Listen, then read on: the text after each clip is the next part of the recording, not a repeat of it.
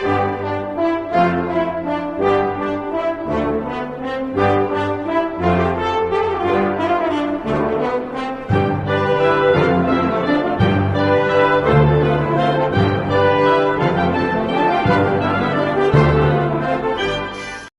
watch enthusiasts.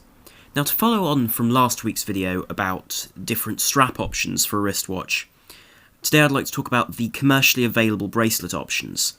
But before I get into that, I'd like to thank you all for 3,000 subscribers. This really is a fantastic milestone in the channel, and it wouldn't have been possible without your kind support. When I began this channel, I never imagined that it would grow to such a level, and that I'd be able to produce videos for this many people. So I'm extremely thankful that you enjoyed my videos and that you always give me these kind words of wisdom in the comments down below. So thank you very, very much for that. Now the bracelets which I'd like to talk about today are the most commercially available models, and this is for a simple reason that if you buy a watch, you can't, for example, buy a proprietary Omega bracelet for it, for example. That comes specifically with the watch. So I'd like to cover bracelets which can be bought for a wristwatch after purchase. For example, I wouldn't include the bracelet, as I said, of a Seamaster 300, because it's not commercially available. So these are bracelets which one can buy for a watch to enhance the look. Now what you may notice as we go down this list is that a lot of these bracelets which have risen to fame are in fact original Rolex designs. And the first of which is the Rolex Oyster bracelet. And this is a real icon of bracelets, and is really the first style of bracelet that people think of when they do think of a metal bracelet for a wristwatch. And this combines a very simple design of one wide centre link with two slightly narrower tapering outer links. Historically, this bracelet is also very famous due to the fact that it was produced by Rolex and designed by Rolex in the end of the first half of last century. So it's a very old design, but a really tried and tested design which suits a lot of watches. The strengths of this bracelet are its versatility. This bracelet will suit a lot of watches in terms of designs, because it has a very neutral style, which will complement most watches. And on the market you can usually buy brushed or polished versions of this bracelet. Obviously the brushed version is the most classically correct, but if you have a polished wristwatch, you will want the bracelet to match. Now hence their name being associated with the famous Oyster technology of pseudo-sport Rolexes. This bracelet is designed for strength and for its rugged ability and versatility in its strength as well. So this bracelet will look perfectly at home on a watch which you'll wear at the office, but equally will be very much at home in a more demanding situation where it actually has to be quite strong and resilient.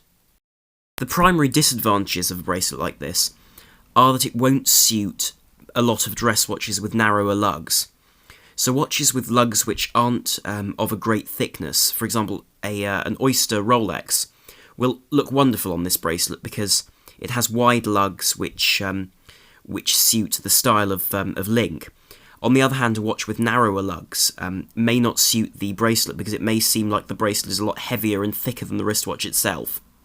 However, if you are looking for something which is more dressy and more formal in its look, I would go for a Jubilee or President bracelet. The Jubilee bracelet is also a bracelet which is known for its involvement with Rolex, and is most commonly seen on date justs, being the most formal version apart from the day date in the Rolex lineup. Now the makeup of this bracelet is a row of larger links on either side of the bracelet, with a number of smaller links in the middle. Now depending on the bracelet in question, the number of links in this central band can vary, so I shan't specify a number.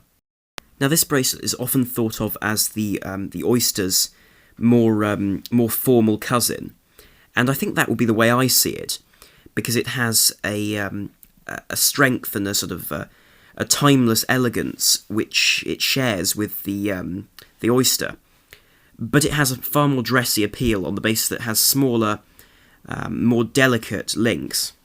This helps to allow this bracelet to slip under the cuff more easily than the larger, chunkier Oyster bracelet, making it more adapted to wear at work, for example, under a suit. Now, it would be far from the truth to say that these bracelets are only seen on high-class and high-end wristwatches, because, for example, the Seiko SKX 007 and 009 both have Jubilee-style bracelets, which they come on. Now, this brings me on to another point, which is the disadvantages of a Jubilee bracelet.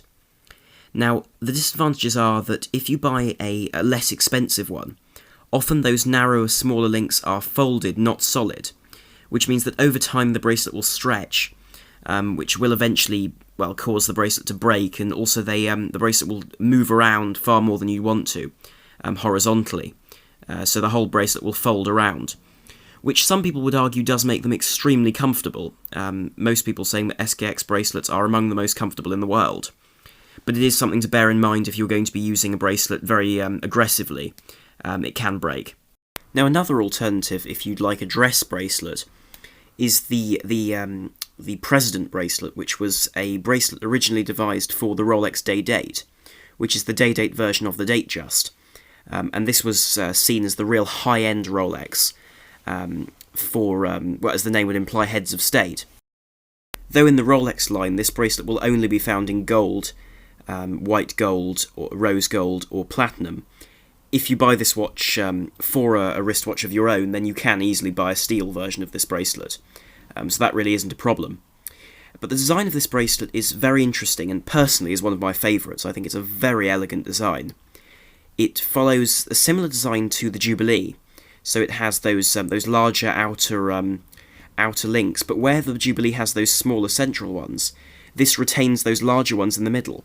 So it's a hybrid between a Jubilee and an Oyster, if you will. Now, though in no way a sports bracelet, I think this bracelet serves as a very helpful type of design, because it means that it can give a watch which is perhaps a larger dress watch extra weight on the other side of the wrist. And though this may sound ridiculous, that one needs extra weight on the other side of the wrist to balance a watch, it can be quite unpleasant when a light bracelet is attached to a heavier watch head, which means that the watch head rolls around on the wrist, which makes it feel very unbalanced, where this bracelet will hold it down like a sports bracelet, but with all the elegance of a dress bracelet like the Jubilee. However, these bracelets do require a certain degree of care, like the Jubilee, because they won't take the battering that an Oyster bracelet will take. These bracelets are quite fragile because they are dress bracelets at heart and at base, rather than having that rugged strength which an Oyster will. If you'd like a bracelet, however, which has a more vintage appeal for a dress watch, then a really beautiful design of bracelet which would suit an older looking timepiece from the 60s or 70s is a rice grain bead style bracelet. And these bracelets have, as the name would imply, rice grain style links, and they're usually very commonly seen on older dress watches from the 60s and 70s from Omega and their contemporaries. These bracelets really are dress bracelets in a way which the Jubilee and President aren't. These are very susceptible to damage and stretching due to their very simple nature in terms of the strength of the links themselves. Equally, there are a large amount of gaps in the edges which can prove an issue if grit and so on get into them. So these really should be used exclusively on formal dress watches due to their limited strength. It can't be denied, though, that these bracelets do offer an old-fashioned appeal, which one doesn't see on modern bracelets, and these do give a particular air to a watch which a modern bracelet simply won't. These bracelets do often connect to spring bars directly, without the use of an end piece, or an end link, and this is something which some people love and some people hate, but it certainly does avoid scratching a case, for example, if you buy this bracelet for a particularly prized dress watch. However, if you like the aesthetic of a rice grain bracelet, but would appreciate something stronger and more resilient, then the engineer bracelet is really what you need. Now, this is a very simple bracelet design. It has a very similar design to the rice grain or rice bead bracelet, with those many identical links attached, usually in rows of 5. However, here the links are substantially thicker and squarer, and much more resistant. In the past, these bracelets have often been seen on Seiko divers, such as the tuna range, in their Prospects line, because of their resilience to the elements and their perfect design really for these very testing environments such as the deep sea, or even if you were to bash this onto something, they are designed so that the links will hold together even if you break a link off the edge, as I've seen this done before. Like the rice grain bracelets, these often attach directly to the spring bars without the use of end links. And again, this is useful on a sports watch, such as, for example, a Prospects line Seiko, because they have shrouded lugs. So that means that you won't need to have problems with finding an end link that'll fit your watch. This will simply fit onto the spring bar directly. However, these bracelets are specific to sports watches, like this one that goes on the Oberis Morgan Aegis. These bracelets are very specific to sports watches. For example, the watch this Oberis Morgan, this watch that this bracelet comes on, is a dive watch, and not a dress watch, and that is something which has to be said about these bracelets, that they really do fit their particular type of watch, which is the sports watch. These will look out of place on a dress watch simply because they're far too